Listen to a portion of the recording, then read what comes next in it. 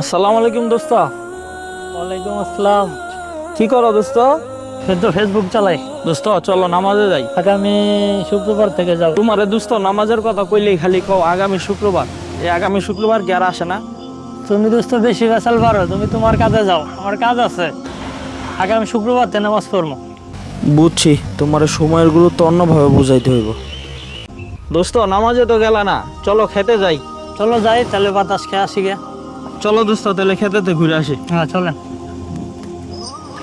দোস্ত তোমারে নিয়ে খেতে কেন আইছি জানো? কেন আবার? খেত দেখ তোমার একটু বাতাস খামো। হ দোস্ত, তবে আরেকটা কারণ আছে। কি কারণ দোস্ত? রাস্তার এই যে এই পাশের ক্ষেতগুলা কার? আমার। আর এই পাশের ক্ষেতগুলা? কার আবার? তোমার।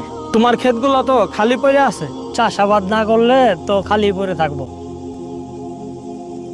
তাহলে দোস্ত তোমারে নামাজে ডাকলে যে বলো আগামী শুক্রবার থেকে যাবো, তোমার আমল নামা তো এই ক্ষেতের মতো খালি পড়ে আছে।